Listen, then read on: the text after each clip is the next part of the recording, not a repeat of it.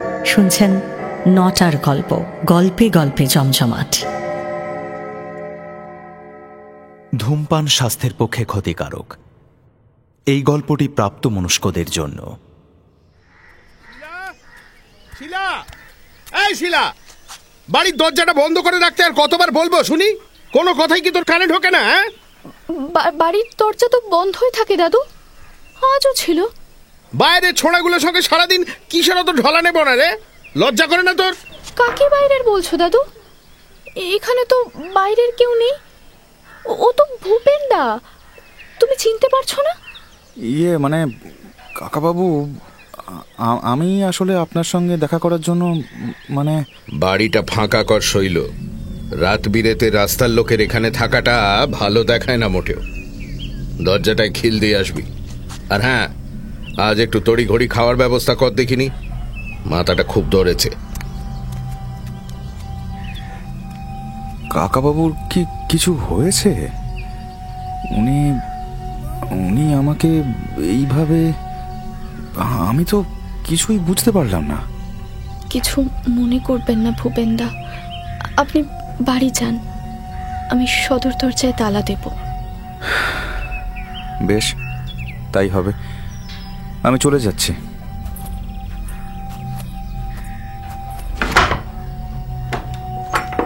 চলি শিলা, আর হয়তো চলি বলতে নেই, আসি বলুন। ভূপেনদা, পিছু ডাকলাম বোধ হয়। বলো। আমাকে ক্ষমা করে দেবেন। তোমাকে? কিন্তু তুমি তো কোনো... ওপরে এলি? আরে খাবার দিতে বললাম যে। না, মানে আমার জন্যই তো আপনাকে... যাও শিলা, ওপরে যাও, কাকাবাবু ডাকছেন।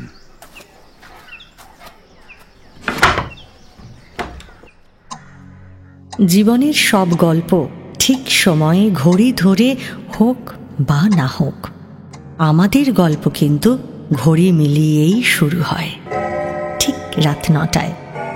এটা শুধু গল্পেরই সময়। শুনছেন নটার গল্প, গল্পে গল্পে জমজমাট।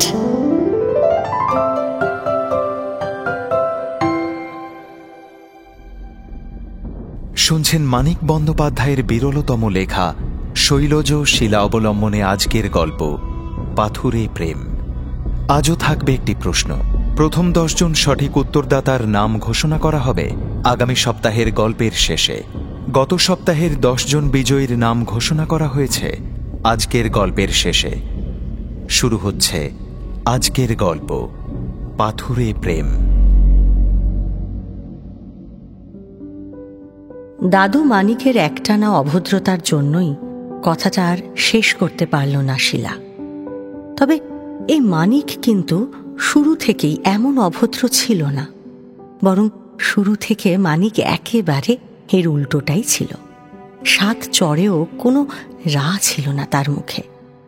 অবশ্য মানিকের মাসি ছাড়া তাকে 7খানা চড় মারার মতো আর কেউ ছিলও না। তা না থাক, ওই এক মাসিই ছিল যথেষ্ট। সকাল বিকেল মাসির তাঁবেদারি করতে করতেই মানিকের নিজস্বতা বলে আর কোনো কিছুই জন্মায়নি। বাপমা মরা মানিককে সেই কোন শিশুকালে কোলে তুলে নিয়েছিল এই মাসি। তারপর থেকেই এই মাসি মানিকের, আর মানিক মাসির জগৎ হয়েই ছিল, মানে শিলা আসার আগে পর্যন্ত। শিলা অবশ্য মাসিকে দেখেনি, মানিকের মুখ থেকে তার মাসির গল্প শুনেছে, শুধু শুনেছে আর খিলখিল করে হেসেছে। বাপরে, তোমার মাসি কি হিটলারের বোন ছিলেন নাকি দাদু? যা একখানা তুখলগি মেজাজের কথা বললে। হাসছিস তো? খুব হাসি পাচ্ছে। হাস হাস, বেশি করে হাস। মাসির হাতে যদি পড়তিস না, 2 দিনে হাসি টাসি সব উবে যেত, এই বলে দিলাম। এটা অবশ্য সেই সময়ের কথা যে সময়ে এই বাড়িটা হাসি খুশি ছিল। ছোট থেকেই শিলার হাসিতে কেমন জল তরঙ্গ বাজত। তাকে নানা উপায়ে জোর করে হাসিয়ে সেই জলতরঙ্গের শব্দটা মুগ্ধ হয়ে শুনত মানিক।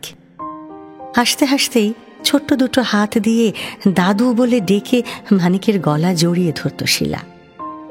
মানিকের সারা গায়ে তখন যেন প্রজাপতি উড়ে বেড়াত। ছটফট করে উঠে যেত সে। মানিক অবশ্য শিলার নিজের দাদু নয়, তার যা বয়স তাতে তাকে দাদু বলে ডাকাও যায় না। কিন্তু তাও যে কেন শিলা তার জন্য আর কোনো সম্বোধন খুঁজে পেল না কে জানে। অবশ্য তাদের দুজনের মধ্যে যে ঠিক কি সম্পর্ক কিংবা কি সম্বোধন হওয়া উচিত তা বলে দেওয়ার মতো কোনো লোকই আর ভূভারতে নেই। শিলার বাবা মা, তাদের কথা মনে পড়লে মানিকের গাটা আজও কেমন যেন ঘিন ঘিন করে ওঠে। সে অনেকদিন আগের কথা, তা প্রায় বছর 15 হবে। দীর্ঘদিন জ্বালা যন্ত্রণা পেয়ে মানিক তখন সবে সবে একটু স্বাধীনতার মুখ দেখেছে, মানে তার মাসি স্বর্গে গেছে। তবে মাসি চলে যাওয়ার পরই মানিক বুঝতে পারল যে এই পৃথিবীতে তার আর নিজের বলতে কেউ রইল না। একটা লোকও তার নিজের নয়। মাসি কেন মানিকের বিয়ে দিয়ে যায়নি সে চিন্তা যদি কেউ করতে বসে তবে সে ভুল করবে, কারণ মাসি যে সেই চেষ্টা করেনি এমনটা নয়। মানিক নাম হলেই তো আর সবাই তাকে মাথায় করে রাখবে না।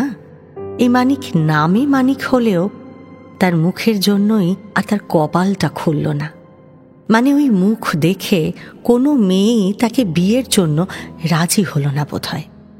ফর্সা মেয়েরা তো মুখের ওপর না বলেই দিয়েছিল। এমনকি পাশের বাড়ির এক কৃষ্ণকলি মেয়েও ছাদ থেকে তাকে দেখে ফিক করে হেসে সেই যে নিচে নেমে গিয়েছিল আর উপরে ওঠেনি।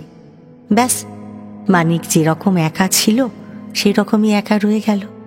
তার খিদে তেষ্টা ভালো মন্দ বোঝার মতো কোনো দোকা কখনো জুটল না। নিজের কপাল নিয়ে বীতশ্রদ্ধ মানিক সমাজ থেকে মুখ লুকিয়ে পাহাড়ে গেল একদিন বেড়াতে। চেনা জানা রাস্তায় সে কখনোই হাঁটে না খুব একটা। এবারও তাই তেমন পরিচিত কোনো জায়গায় না গিয়ে এমন একটা স্পট খুঁজে সে বার করেছিল যেখানে সচরাচর বিশেষ কেউ পা বাড়ায় না। সে ভেবেছিল ভাগ্য যখন তাকে একা করে দিয়েছে সে তাহলে একাই ঘুরবে। মানিক আসলে ঘুরতে বেরিয়েছে না সমাজের উপেক্ষা থেকে পালিয়ে বেড়াচ্ছে তা সে নিজেও জানে না। নিজের ছায়ার সঙ্গে বিরাট লড়াই লড়তে লড়তে পূর্ণিয়া জেলার একটা মাঝারি উঁচু টিলার সামনে এসে দাঁড়ালো সে। বড্ড বোকামি হয়ে গেল তো। সাত তাড়াতাড়ি ঝপ করে অন্ধকার নেমে আসবে খেয়ালই ছিল না। জায়গাটায় বসে থাকতে এত ভালো লাগছিল, এখন ঠেলা বোঝো। অন্ধকারে এই দেশলাই ভরসা করে। এখানে এখানে কেউ আছেন? আচ্ছা, আমার কথা শুনতে পাচ্ছেন? কেউ আছেন? কেউ কে যেন ডাকছে না? আছেন কেউ? এখানে কেউ আছেন? আচ্ছা, আমার কথা শুনতে পাচ্ছেন কেউ? এটা ব্যাটা ছেলের গলা মনে হচ্ছে। ব্যাপারটা কি? কোত্থেকে ডাকটা আসছে? বাঁ দিকের ওই জংলা জায়গাটা থেকেই মনে হচ্ছে। যাবো একবার ওদিকে, ঠিক হবে। তোর কি দেখি না, কেউ বিপদে পড়েছে হয়তো। আমার কথা শুনতে পাচ্ছেন? কে ডাকছিলেন এতক্ষণ? কেউ একটা কি আসছে এদিকে, পায়ের আওয়াজ পাচ্ছি যেন। এই যে বাবুজি, আমি ডাকছিলাম। ভগবান আছেন, যাক একজনকে পাইয়ে দিয়েছেন। আপনি কে? এখানেই বা আপনার সঙ্গে কোনো মেলোক আছে বাবু? মেয়ে লোক? না, আমি একাই। কেন, মেয়ে লোক দিয়ে কি হবে? আচ্ছা, সে না হয় থাক। আপনি আসুন বাবু, আমাকে একটু উদ্ধার করুন। আসুন না বাবু, একটু আসুন বাবু। চলো। কত দূর যেতে হবে গো? এই তো বাবুজি, এই তো আর একটুখানি, আর একটুখানি। আসুন আসুন আসুন। তো তোমার নাম কি? কেদার বাবুজি। এই আসুন, এইদিকে এইদিকে বাবুজি আসুন। আর কত দূর গো? কোথায় নিয়ে চললে বলো তো? ওই যে লোকটার কথার মাথা মুন্ড কিছুই বুঝতে পারল না মানিক। ওইখানে বাবুজি। লোকটার সঙ্গে যাওয়া উচিত হবে কি না সে ভাবনাও এক মুহূর্তের জন্য তার মাথায় এসেছিল বটে, কিন্তু যার নিজের বলতে কোনো মায়াই নেই তার আবার ভয় কিসের? লোকটার ভাবগতিক দেখে তার মনে বেশ একটা আগ্রহ তৈরি হয়েছে, তাই সে নিঃশব্দে লোকটাকে অনুসরণ করল। যেতে যেতে লোকটার নামটাই শুধু জানতে পেরেছে সে, কেদার। শুকনো পাতা, ঝরা মুকুল আর ভাঙা ডাল মারিয়ে কেদারের সঙ্গে একটা ছোট ছাউনি মতো জায়গায় এসে পৌঁছল মানিক। আধো অন্ধকারে মানিকের মনে হলো প্লাস্টিক, ত্রিপল এইসব দিয়ে কোনো মতে জোড়াতালি দেওয়া এই ছাউনিটা বোধহয় কেদার নিজেই তৈরি করেছে। জায়গাটা অপেক্ষাকৃত সমতল। ছাউনিটার ভেতরে একটা কুপি জ্বলছে, আর সেই ছাউনির মধ্যে থেকে অস্পষ্ট কাতরানির আওয়াজ ভেসে আসছে। একটু কান খাড়া করে আওয়াজটা শুনে ছিটকে উঠল মানিক। মেয়েলি গলার কাতরানি? কি হয়েছে এর? আগে আগে বাচ্চা হয়েছে বাবু। কি কি বলছো তুমি? এখানে এইভাবে? আমাকে একটু সাহায্য করে দিন বাবুজি, আপনার কেনা গোলাম হয়ে থাকবো বাবুজি। আরে কি মুশকিল, এই বন জঙ্গলে এমন একটা বিপদ বাঁধিয়েছো তুমি। একটু একটু দোহাই বাবুজি, দোহাই, আমাকে ফেলে যাবেন না বাবু, আমাকে ফেলে যাবেন না। তোমাকে তো পুলিশে দেওয়া উচিত। না বাবুজি। তবে পুলিশকে নয়, অতি কষ্টে এক দেহাতি মহিলাকে খুঁজে বার করল মানিক। কেদারের অনুরোধ সে ফেলতে পারল না। ওই প্লাস্টিকের ঝুপড়িতে এক শিশু প্রাণের জন্ম দিয়েই সেই লিকলিকে রোগা অপুষ্ট খয়াটে নারীর প্রাণ বেরিয়ে গেল। সদ্যজাত শিশুটিও মেয়ে। কেদারের উস্কো খুস্কো চুল, তোবড়ানো গাল আর কুতকুতে চোখের দিকে তাকালো মানিক, কিন্তু লজ্জায় ঘেন্নায় তাকে কিছু জিজ্ঞাসা করার মতো প্রবৃত্তি হলো না তার। মেয়েটাকে যে ফুসলিয়ে বার করে এনেছিল ওই কেদার, সে কথা বুঝতেও আর বাকি রইল না তার। একটা মৃতদেহ আর একটা নতুন প্রাণ, এই দুজনের মাঝখানে কেদারকে একা রেখে সে চলেই আসছিল। পিছন থেকে অদ্ভুত কাতর গলায় লোকটা ডেকে বসলো তাকে, বলল, বাবুজি বাবুজি। আবার কোন সর্বনাশের জন্য ডাকছো আমায়? না না, সর্বনাশ ঠেকাতে ডাকছি বাবু, সর্বনাশ ঠেকাতে। দয়া করুন বাবু, দয়া করুন। এই ছোট্ট প্রাণটা, একে একে কার মুখে ফেলে যাব বাবু? একে একে আপনি নিন। মানে? দয়া করুন বাবুজি, দয়া করুন। প্রাণ নেই যার, সে এখানেই পড়ে থাক।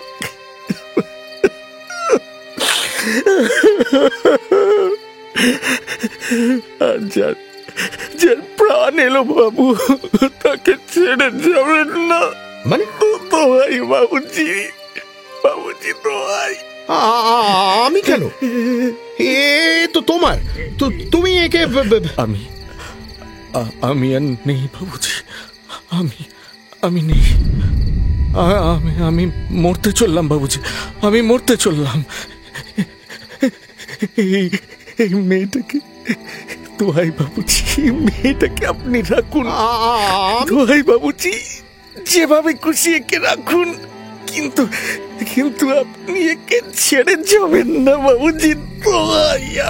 কথা বলতে বলতে তড়িৎ গতিতে সেই রক্ত রস মাখা একেবারে তুলে পিণ্ডটাকে হতভম্ব মানিকের হাতে গছিয়ে দিয়ে কেদারের লিকলিকে শরীরটা অন্ধকারের মধ্যে সাঁ করে মিশে গেল। গলা ফাটিয়ে তাকে ডেকেও আর কোনো লাভ হলো না। ব্যাপারটা যে কি ঘটে গেল বুঝে উঠতে পারল না মানিক। শিশু শরীরটা তখনও তার কোলে নিয়ে হতভম্ব মুখে দাঁড়িয়ে রইল মানিক। কেবল কতক্ষণ যে এভাবে কাটলো সে জানে না। এক ঝলক ঠান্ডা হাওয়া দিতেই হুঁশ ফিরে এলো তার। না, এই ঠান্ডায় এখানে দাঁড়িয়ে থাকলে হবে না। বাবা রে, এই ঠান্ডায় দাঁড়িয়ে থাকলে শিশুটি এখানেই মরে যাবে। গায়ের চাদরটা দিয়ে তাড়াতাড়ি তাকে ঢেকে ঢুকে নিয়ে গেস্ট হাউসের ঘরে এসে বসল মানিক। ভাগ্যিস এই বেপট জায়গায় হাতে গোনা যে কটা লোক আছে তারা অত্যন্ত ভীতু আর সরল গোছের, নইলে এতক্ষণে প্রশ্ন আর পুলিশে তাকে নাজেহাল হতে হতো। তো সেই মেয়েটাই শিলা। পাথুরে জায়গায় পাওয়া মেয়ের নাম আর কি বা রাখবে সে, তাই মেয়েটির নাম দিয়েছিল শিলা। কোনো শিশুকে কি করে যে মানুষ করতে হয় জানত না মানিক, কিন্তু এই মেয়েটা কোন এক জাদু বলে যেন নিজে নিজেই মানুষ হয়ে গেল। তার পুরনো পাড়ার অসংখ্য কৌতূহল এড়াতে মাসির বাড়িটা বিক্রি করে অন্য আর একটা পাড়ায় একখানা ছোটখাটো বাড়ি কিনেছে সে। এক ফালি বাগান আর পাঁচিল ঘেরা বাড়িটা মন্দ নয়। এই বাড়িতেই বড় হলো শিলা। মাসির সম্পত্তি আর নিজের ছুটকো ছাটকা কারবার মিলিয়ে মানিকের আয় মন্দ নয়, তাই শিলাকে বড় করে তুলতে খরচপাতি সে বড় একটা কম করেনি। সবই ঠিক ছিল, কিন্তু বাদ সাধল শিলার রূপ। কি অদ্ভুত রূপ পেয়েছে মেয়েটা! ওই হাড়গিলে কেদারের রূপ এটা নয়। তাহলে কি শীর্ণকায়া ভঙ্গুর শরীরের যে নারীকে মাত্র কয়েক মুহূর্ত বেঁচে থাকতে দেখেছিল মানিক, সেই নারী এমন সর্বনেশে সুন্দরী ছিল? মানিক ভেবে পায় না। যত ভাবে ততই কেমন যেন হতবুদ্ধি হয়ে যায় সে। শিলা স্কুলে যায় বটে, কিন্তু বাইরের লোকের সঙ্গে তার মেলামেশাটা একেবারেই পছন্দ করে না মানিক। হেপাড়ার মুখুজ্জে চাটুজ্জারা অবশ্য মানিকের তাসের বন্ধু। মাঝে সাঝে তাস দাবা খেলতেও আসে তারা, আর এসেই এটা সেটা কথা বলার পরেই শিলার খোঁজ করে। কই হে মানিক, আছো নাকি? হে একদান হবে নাকি? এখন? হ্যাঁ হ্যাঁ এখন। কেন গো, কি হলো আবার? আরে সেই গন্ধে গন্ধেই তো এলাম। কি চাটুজ্জে, তুমি কি বলো? তা যা বলেছ, এই দু একদান না হলে সন্ধেগুলো যেন আর কাটতেই চায় না। কই হে মানিক, আরে তোমার আবার অরুচি ধরে গেল নাকি? জ্বালিয়ে মারলে তোমরা, মন দিয়ে কোনো কাজ করতে দেবে না দেখছি। তোমার কাজ মানে তো এই দোকানের হিসেব, আর নইলে নাতনির পিছনে খুদ ধরে বেড়ানো। তা যা বলেছ। আরে ওসব হবে ক্ষণ, এখন তুমি ওই গোলাম বিবিদের বের করে আনো দেখি। কই গো নাতনি? কে গো? ও চাটুজ্জে দাদু। নাতনি বলি, একটু চাটা কি পাওয়া যাবে, নাকি তোমার দাদুর আবার খরচা বেড়ে যাবে? তোমরা খেলতে বসো, আমি এক্ষুনি চা করে আনছি। যাই বলো মানিক, খাসা নাতনিটি তোমার। আহা, এমন পরীর মতো মেয়ে দেখেও চোখ দুটো জুড়িয়ে যায়। এ মেয়ে যার ঘরে যাবে তার ঘরে লক্ষ্মী একেবারে উপচে পড়বেন। তোমাদের ওই এক কথা, এর মধ্যেই অন্য ঘরের কথা কেন? হ্যাঁ, শিলা সবে 15, আর তোমরা কি না?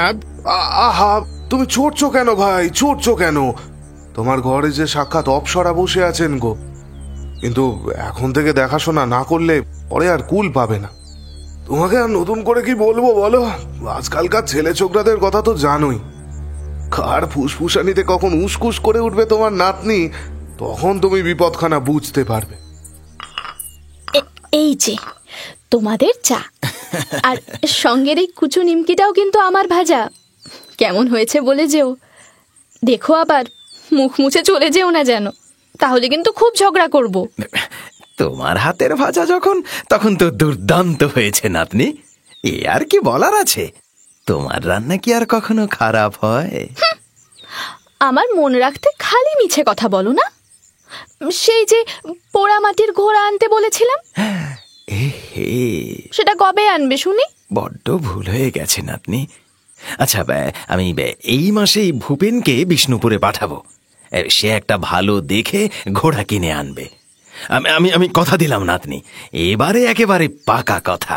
দেখো মনে থাকে যেন, না হলে কিন্তু খুব খারাপ হয়ে যাবে বলে দিলাম। মনে থাকবে। আমার একটা কথা শুনবে মানিক? ভূপেনকে তো তুমি দেখেছো, মানে আমার ভাইপো। নিজের ভাইপো বলে বলছি না, অমন সজ্জন ছেলে তল্লাটে তুমি কিন্তু আর পাবে না। আর দেখতে শুনতেও নিজে মুখে আর কি বলি।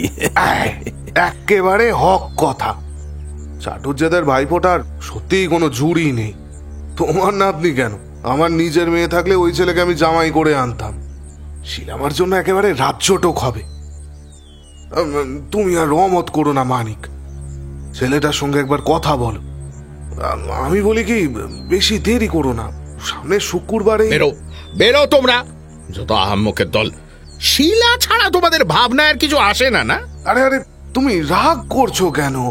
আমরা তো শিলার ভালোর জন্যই। শিলার ভালো আর তোমাদের বুঝতে হবে না, অনেক বুঝেছো তোমরা।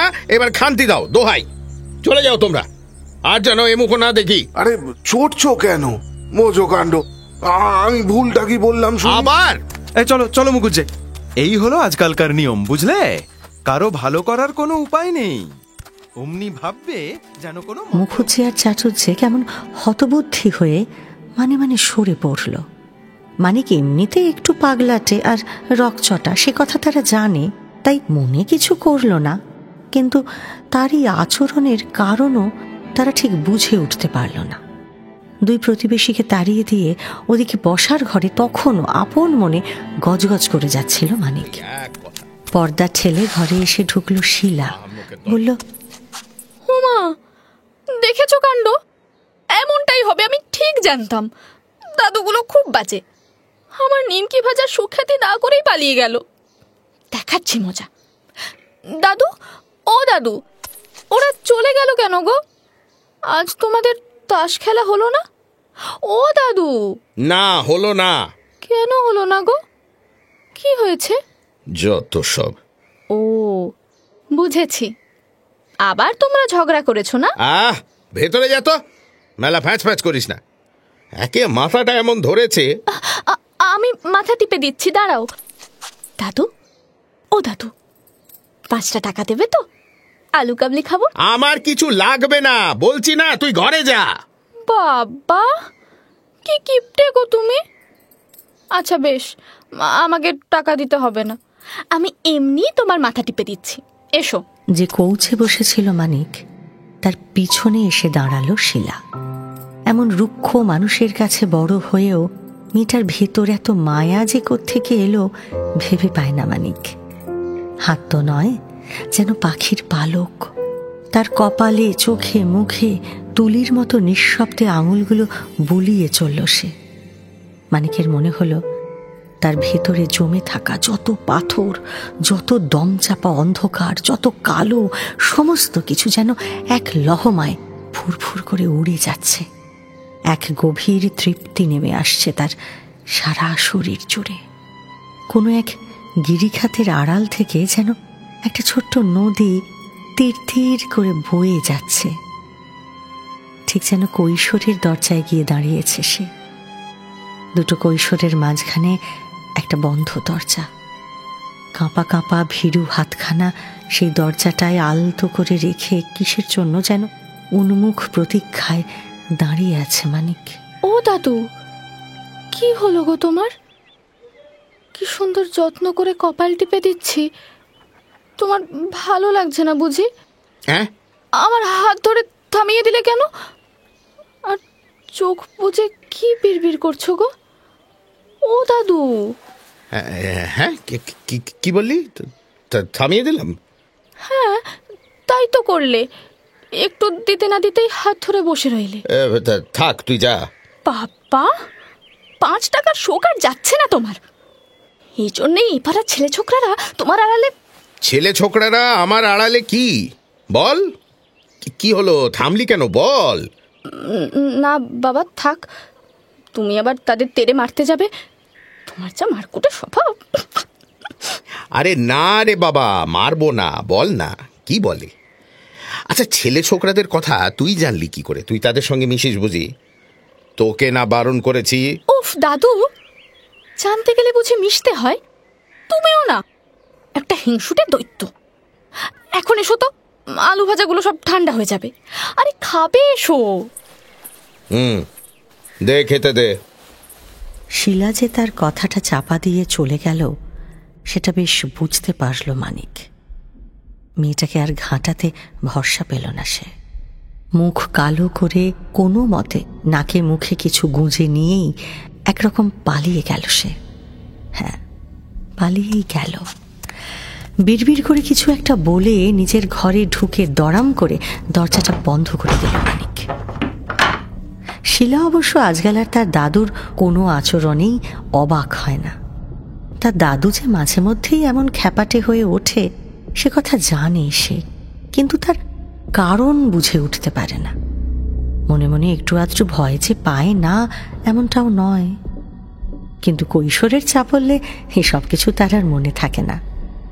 ওদিকে নিজের ঘরে গিয়ে বিছানার ওপর দুই হাঁটুর মধ্যে মুখটা গুঁজে দিয়ে চুপ করে বসে রইল মানিক। চোখ বন্ধ করলেই দূরে শাড়ি পরা সেই ঝরঝরে ঝর্ণা যেন তার চোখের সামনে নেচে বেড়াচ্ছে। নুপুর পায়ে আলতা পরা, পায়ের পাতায় আলতা দিয়ে ছোট্ট একটা ফুল যেন একটু আলো পেলেই ফুটে উঠবে এবার। বর্ষার মেঘের মতো চুল, পদ্মকলির মতো আঙুল। বর্ষার কথা মনে পড়তেই মানিক বুঝল তার খুব তেষ্টা পেয়েছে। এক ধুধু মরুভূমির যতটা তেষ্টা থাকে ঠিক ততটাই তেষ্টা তার। কতখানি বৃষ্টি যে তার এই তেষ্টা মেটাতে পারবে জানে না মানিক। রাত আরো গভীর হলে ছায়ামূর্তির মতো চুপি সারে উঠে আসে মানিক। পাশের ঘরের দরজায় গিয়ে আলতো করে টোকা দেয়। নিচু ফ্যাঁসে গলায় আস্তে আস্তে ডাকতে থাকে, শিলা, শিলা, শিলা। কে ডাকে? শিলার ঘুম জড়ানো অস্পষ্ট সাড়া পেতেই বুকের মধ্যে প্রবল কাঁপন টের পায় মানিক। কাঁপতে কাঁপতে নিজের ঘরে ফিরে আসে সে। অন্ধকারে কাঁপা কাঁপা হাতে বিড়ি আর দেশলাই খুঁজে বার করে। দু তিনটে কাঠি নষ্ট করে কোনো মতে বিড়িটা ধরিয়েই হুড়মুড় করে টান দিতে লাগলো সে। গলার মধ্যে ধোঁয়া আটকে পরক্ষণেই প্রবল কাশি শুরু হলো তার। কাশতে কাশতে নিজের ভেতর থেকে হঠাৎ একটা দমকা হাসি উঠে এলো তার। দাঁত দিয়ে ঠোঁট কামড়ে প্রাণপণে গো গো শব্দে হাসি চাপতে লাগলো মানিক। আর ঠিক তখনই তার খোলা জানলার ধারটা যেন আশ্চর্য জল তরঙ্গে রিন রিন করে উঠল। দাদু, ও দাদু। কে? জেগে আছো দাদু? শিলা, কিরে এত রাতে? আমার খুব ভয় করছে দাদু। ভয়? ভয় কিসে? কি হয়েছে? কে যেন হা হা করে হাসছিল এই মাত্র। তুমি শুনতে পাওনি? হাসি? কে হাসবে এখন? ওই হাসিতেই তো আমার ঘুমটা ভেঙে গেল। না না, ও কিছু না, যা ঘুমিয়ে পড় গিয়ে। আমার যে ভীষণ ভয় করছে। একা শুলে আবার যদি ওই শব্দটা শুনি। তোমার দরজাটা একটু খুলে দাও না দাদু, এ ঘরে শোবো। কি? এ ঘরে? না না, মানে মানে ভুল শুনেছিস তুই। কেউ হাসেনি। এই তো আমি জেগেই আছি। তুই তুই যা। আরে বলছি তো কিছু হবে না, ঘুমিয়ে পড়। দরজাটা একটু খুলে দাও না দাদু। যা, পালা এখান থেকে। মানিক তাড়িয়ে দিলেও শিলা সেখানেই দাঁড়িয়ে থাকলো। ঘরে বসে বসে মানিক বুঝতে পারে জানলার পাশে দাঁড়িয়ে মেয়েটা ফুঁপিয়ে কাঁদছে। বড্ড ভয় পেয়েছে বেচারা।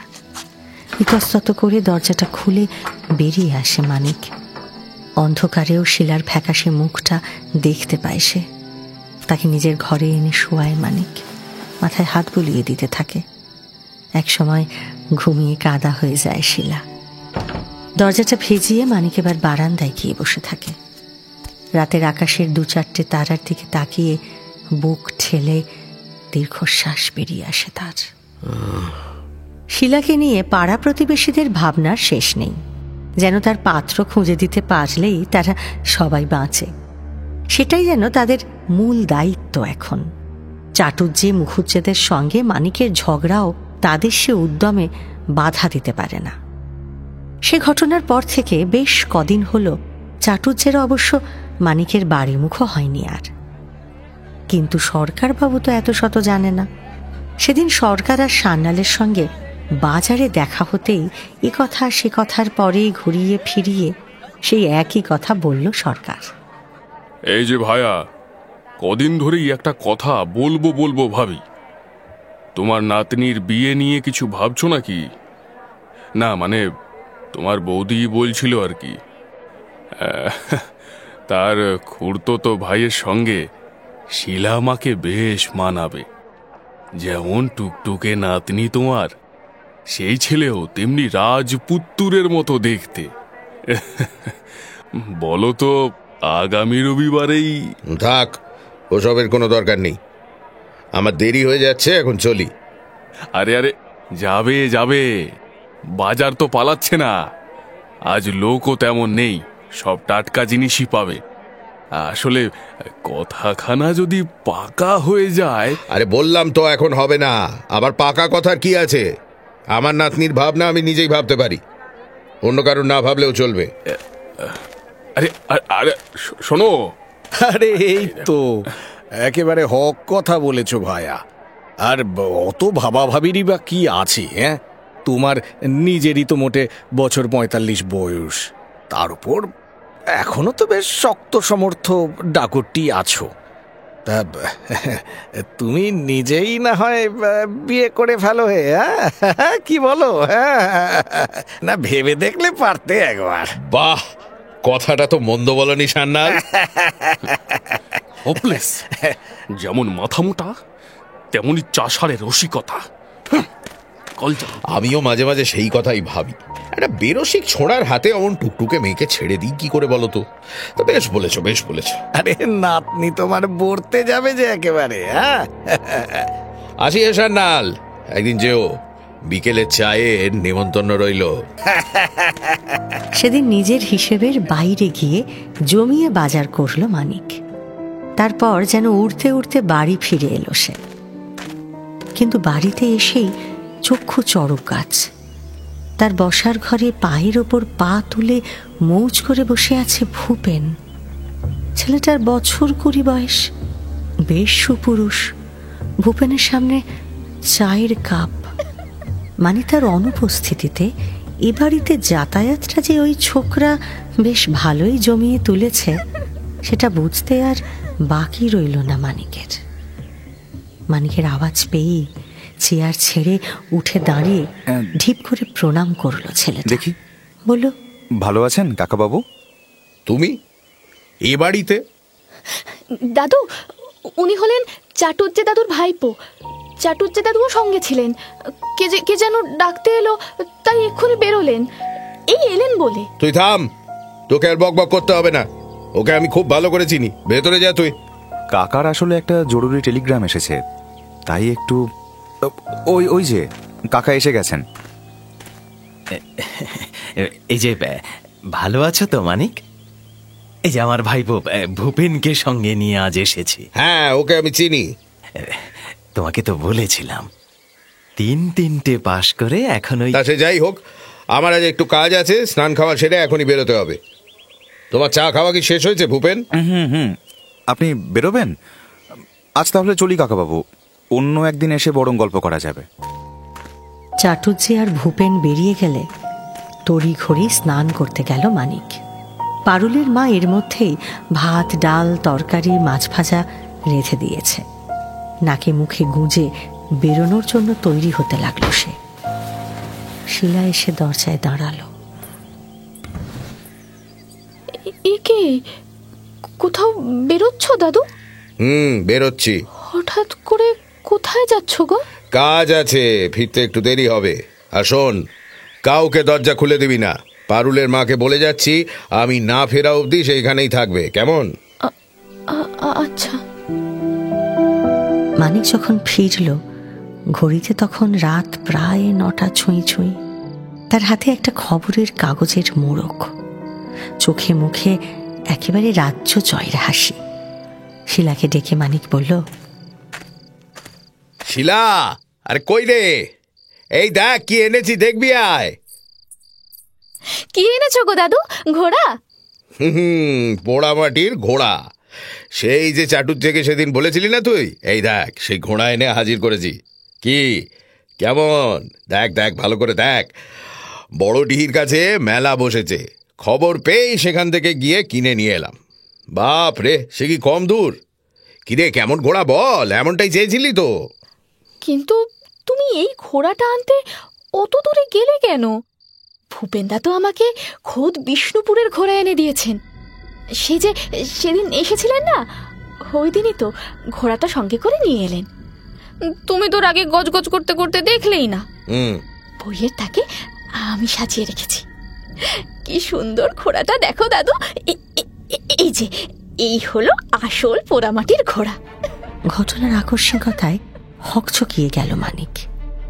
জল তাহলে এত দূর গড়িয়েছে?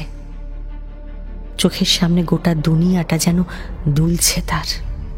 বড়ডিহি যাওয়া আসার কষ্টটা তার ব্যর্থ আক্রোশ হয়ে ঝরে পড়ল। সমস্ত রাগটা গিয়ে পড়ল ওই ভূপেনের ওপর। রাগের চোটে তার হাত থেকে নিজের কিনে আনা ঘোড়াটা মাটিতে পড়ে চুরমার হয়ে গেল। ভাঙা টুকরোগুলো কুড়োতে গিয়ে অকারণ বকুনি খেল শিলা। কান্না চেপে ঠোঁট ফুলিয়ে ছুটে পালিয়ে গেল মেয়েটা। না, মেয়েটাকে বড্ড আঘাত দেওয়া হয়ে গেছে। কথাটা বুঝেই মানিক খেতে বসে 2-1 মিষ্টি কথা বলার চেষ্টা করল। শিলা কিন্তু তাতে খুব একটা সাড়া দিল না। চুপচাপ খেয়ে বাসন গুছিয়ে উঠে চলে গেল সে। দিনগুলো তাদের এমন করেই কাটতে লাগলো। নিজের অপরাধের জন্যই আজকাল আর শিলাকে বেশি বকাঝকা করে না মানিক। তাকে নিয়ে বেড়াতে যায়, আবার কখনো কখনো তাকে রেখেও বেড়াতে যায় মানিক। ভাবে মেয়েটা একটু নিজের মতো থাক। কিন্তু তাকে এই নিজের মতো করে থাকতে দেওয়াটাই যে কাল হলো, সে কথা ঘুণাক্ষরেও বোঝেনি মানিক। তার আড়ালে এ বাড়িতে আজকাল প্রায়ই ভূপেন আসে। খবর পেয়েছে সে, কিন্তু হাতে নাতে ধরল সেদিন, যেদিন আকাশে মেঘ দেখে কিছু দূর যাওয়ার পরেই ছাতাটা নিতে বাড়ি ফিরেছিল মানিক।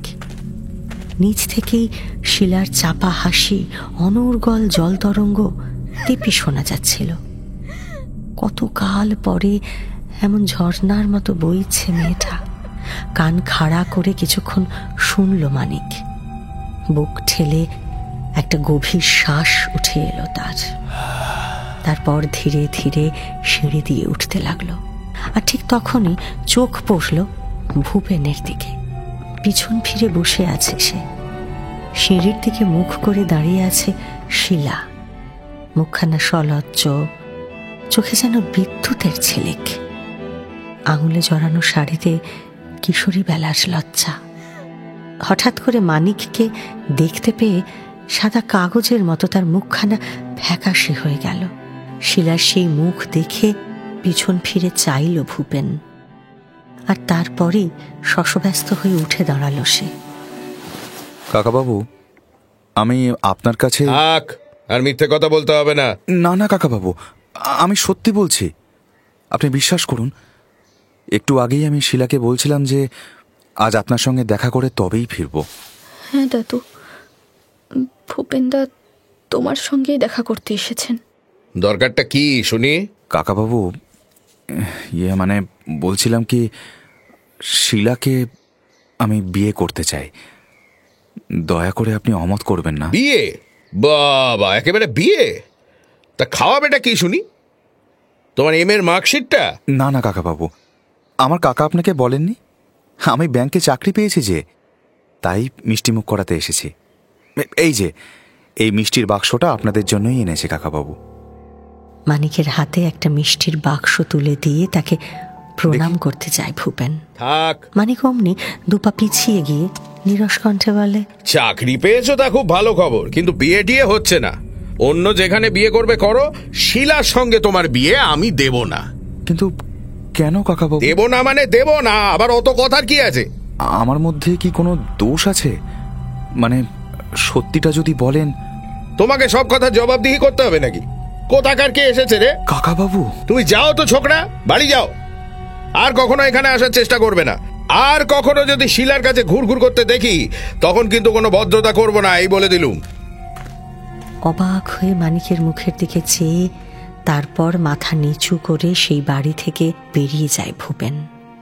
মুখটা কালো করে শিলাও তার সামনে থেকে সরে গেল। রাতে কিছুই খেলো না শিলা। নিস্তব্ধ বারান্দায় দাঁড়িয়ে ফুঁপিয়ে ফুঁপিয়ে কাঁদতে লাগলো সে। মানিক ঠিকই বুঝতে পারল। নিঃশব্দে তার পাশে এসে দাঁড়ায় মানিক, তার পিঠে হাত রাখে। আজকাল মানিকের স্পর্শে কেমন ছিটকে সরে যায় শিলা। আজও তেমন করেই সরে গেল। মানিক বলল, রাগ করেছিস শিলা? তোকে যাত্রার হাতে তুলে দিতে পারবো না রে। ভূপেনদা যে সে নয় দাদু। তাতে তুই সুখী হবি না, কি করব বল? ভূপেনদা আমাকে সত্যিই ভালোবাসে, আমিও তাকে। আর আমি কি তোকে ভালোবাসি না শিলা? দাদু, ভালোবাসা তুই কি বুঝিস শুনি? এই বয়সে সব বুঝে গেছিস বলে মনে করিস না? ভালো তো তোর মাও বেসেছিল। কি পরিণাম হলো তার? কি হয়েছিল আমার মায়ের? বলো না দাদু, মায়ের কি হয়েছিল? কি মানে কি আবার হবে? তুমি তুমি নিশ্চয়ই জানো, বলো না। কোনো অঘাটে কুঘাটে মরে পড়ে রইল। তুইও বাঁচতিস কিনা কে জানে। নেহাত আমি গিয়ে পড়েছিল। যাকে আমরা এখান থেকে চলে যাব, পশ্চিমের দিকে যাব, বুঝলি? কেন দাদু? এই জায়গাটা কি দোষ করলো? একটা বাড়ি বেশ সস্তায় পেয়ে গেছি, সেখানেই চলে যাব আমরা। এই বাড়িটাও তো খারাপ নয়, এখান থেকে চলে যাব কেন? না, এই জায়গাটা মোটেও ভালো নয়। এখানে সব খারাপ। এখানে থাকলে তুইও খারাপ হয়ে যাবি। আমি এখানেই ভালো থাকবো দাদু। পশ্চিম বেশ ভালো জায়গা শিলা, দেখবি। তোকে খুব ভালো রাখবো আমি, কোনো কষ্ট পেতে হবে না। কেন তুমি জোর করছো? শিলার কোনো আপত্তি টিকল না। তার দাদুর হুকুমে যন্ত্রের মতো গোছগাছ শুরু করতে হলো তাকে। তাদের চলে যাওয়ার দিনে মরিয়া হয়ে সামনে এসে দাঁড়ালো ভূপেন। এই ভয়টাই পেয়েছিল মানিক, তাই ভোরবেলাতেই বেরিয়ে যাওয়ার পরিকল্পনা করেছিল সে। কিন্তু সেই ভোরেই তাদের দরজার সামনে এসে ভূপেন দাঁড়ালো। শিলাকে নিয়ে কোথায় যাচ্ছেন সেটা তো অন্তত বলে যান। কেন তোমাকে সেসব বলতে যাব কেন? তুমি কে হে? কাকাবাবু আমার কথা শুনুন। আমাকে ছাড়া শিলা ভালো থাকবে না কাকাবাবু, আর আমি ওকে ছেড়ে। শিলা ভালো থাকবে না? ভারী ভালো রাখার লোক এসেছে দেখছি। এই শোনো, আজ যদি তোমাকে দেখেছি তো পুলিশে খবর দেবো, মনে রেখো। চল শিলা, অনেকটা পথ যেতে হবে। কাকাবাবু, এই ভাই গাড়োয়ান, গাড়ি ছাড়ো। যত সব। কাকাবাবু, শিলাকে নিয়ে একেবারে পূর্ণিয়ায় এসে উঠল মানিক। অজানা অচেনা জায়গা, অজানা পরিবেশ। এখানে শিলার কোনো বন্ধু নেই, কথা বলারও কেউ নেই। কিন্তু তা বলে তার কোনো অযত্ন করে না মানিক। প্রয়োজনের থেকে একটু বেশি খেয়াল রাখে তার। সারাক্ষণ তার আশেপাশে ঘোরে মানিক। সারাক্ষণ শিলার ওপর তার ছায়া পড়ে। শিলা তার সেবা যত্ন করে, ঘরের কাজ করতে না দিলেও জোর করে কাজ খুঁজে বার করে সে। সবই করে, কিন্তু মুখে তার আষাঢ়ের মেঘ। মিষ্টি কথা বললে শ্রান্ত চোখ তুলে তাকায়। সে চোখে যেন কত দিনের ক্লান্তি। হাত ধরতে গেলে পাথরের মতো কঠিন আর কাগজের মতো সাদা হয়ে যায় সে। তার ভেতরের সেই গোলাপ বাগানে অযত্ন এসে বাসা বাঁধে। তীর তীরে ঝর্ণায় যেন কত কালের পলি জমেছে বলে মনে হয় মানিকের। একদিন মরিয়া হয়ে সে বলে, এভাবে বাঁচা যায় না শিলা। জানি দাদু, আমি তো আর বাঁচতে চাই না। কি বলছিস শিলা? লক্ষ্মীটি, ও কথা আর মুখেও আনবি না। তোকে আমি ভালো রাখতে চাই, খুব ভালো রাখতে চাই। তুই কেন আমাকে বুঝতে পারিস না বলতো? কেন আমাকে আর আগের মতো আর কিচ্ছু নেই দাদু, আমিও নেই। সবটা ভীষণ বদলে গেছে। তুমি ঘরে যাও দাদু, অনেক রাত হলো। দিনগুলো যাও বা একরকম এদিক সেদিক করে কেটে যাচ্ছিল, রাতগুলো এখানে বড় বেশি গম্ভীর আর অনন্ত। ঘরে এসে বুকে বালিশ দিয়ে বিছানায় উল্টো হয়ে পড়ে থাকে মানিক। হাঁপড়ের মতো নিঃশ্বাস নেয়। নিজের ভেতরে সেই খাঁ খাঁ মরুভূমিটা একচিলতে নদীর আশায় একটা বিরাট হাঁ করে থাকে। সেই হাঁ মুখ বোঝানোর মতো সাধ্য মানিকের নেই। মরুভূমিটার সঙ্গে প্রতিদিন তার এক তীব্র লড়াই চলে। লড়তে লড়তে ক্লান্ত হয়ে পড়ে মানিক, তবু জিততে পারে না সে। অবশেষে তার নাছোড় তাড়নায় এক ঝুপসি রাতে শিলার দরজায় গিয়ে আলতো করে টোকা দেয় মানিক। শিলা, শিলা, দরজাটা খোল। রাত অনেক হলো, তুমি ঘুমিয়ে পড়ো দাদু। ঘুম আমার নেই। আজ বহুকাল হলো সে আর আমার কাছে আসে না। তুইও আসিস না। সবাই একে একে আমাকে ছেড়ে গেলে আমি কোথায় যাই বলতো? কাল তোমার কথা শুনবো, এখন যাও, শুয়ে পড়ো। তোর এখন আর ভয় করে না শিলা? সব ভয় উবে গেছে তোর? 24 ঘন্টাই ভয় করে দাদু। আর যে আমাকে ডাকিস না তুই। এত ভয় নিয়ে বাঁচা যায় না শিলা। সব ভয় একবারে মিটিয়ে নে। তুমি ঘরে যাও দাদু। দরজাটা খোল। খবরদার আর এই দরজার সামনে আসবে না। যাও, ঘরে যাও। দীর্ঘশ্বাস ফেলে ধীরে ধীরে ঘরে চলে যায় মানিক। অভিশাপের মতো সেই রাতটা কোনো ক্রমে কেটে যায়। পরদিন সকাল থেকে ডেকে ডেকে হয়রান মানিক, কিন্তু শিলার আর দেখা নেই। বাড়ির দেহাতি কাজের মেয়েটাও তাকে দেখেনি। দরজা খোলা পেয়ে আজ সে সোজা বাড়িতে ঢুকে পড়েছে। আশেপাশে কোনো জায়গায় খুঁজতে বাকি রাখল না মানিক, কিন্তু না, শিলা কোথাও নেই। খুঁজতে খুঁজতে কখন যে আনমনে সেই টিলাটার কাছে এসে দাঁড়িয়েছে মানিক তা নিজেও জানে না। আজ থেকে 15 বছর আগে যে টিলা থেকে শিলাকে সে পেয়েছিল, সেই টিলাটা না। ভাবতে থাকে মানিক। ভাবতে ভাবতেই চারিদিকটা তাকিয়ে দেখে আশেপাশের জঙ্গলটাও সেই একই রকম আছে। পায়ে পায়ে টিলাটার ওপর উঠে এলো মানিক। বুকের মাঝখানটা তার এত জোরে ঢিপ ঢিপ করতে থাকে যে নিজের কানেও সেই আওয়াজটা সে স্পষ্ট শুনতে পায়। কতক্ষণ সেই টিলার ওপরে দাঁড়িয়েছিল মানিক নিজেও জানে না। আচমকা তার পাশ থেকে একটা পাথর গড়িয়ে নিচের দিকে নেমে গেল। সেদিকটা গভীর খাদ। উপর থেকে পাথরটা একটা নুড়ির মতো দেখাচ্ছিল। আর নুড়ির পাশে ওটা কি? বুকের মধ্যেটা ছ্যাঁত করে ওঠে মানিকের। একটা ডুরে শাড়ি যেন ঝাপসা হয়ে ভাসতে থাকে তার চোখে। এটা শরীর না, মেয়ের শরীর। ওই ডুরে শাড়িটা গত বছর দুর্গাপুজোয় ওই শাড়িটা কিনে দিয়েছিলাম না আমি। শিলা, ওই অসংখ্য পাথরের মাঝখানে শিলা শুয়ে আছে। শিলা নামটাকেই যেন সার্থক করে তুলতে চেয়ে পাথরের মাঝখানে নিথর ভাবে শিলা শুয়ে থাকে। নাকি সবটাই তার মনের ভুল? মানিক নিজেও এবার একটু একটু করে পাথর হয়ে যাচ্ছে যেন। তার চোখ, মুখ, স্বর সমস্ত কিছু জমে যাচ্ছে। পাথরের রাজ্যে মানিক নিজেও এবার একটু একটু করে শিলা হয়ে যাচ্ছে কি? মাথায় হাত দিয়ে বসে পড়ল সে। ভারসাম্যটা হারিয়ে ফেলল কিনা বুঝতে পারে না মানিক। সে জানে না, সে আর কিচ্ছু জানে না।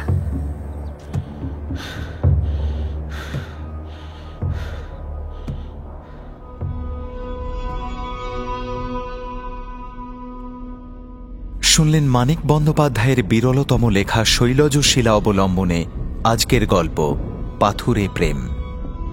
আজকের প্রশ্ন, শিলাকে নিয়ে কোথায় চলে গেল মানিক?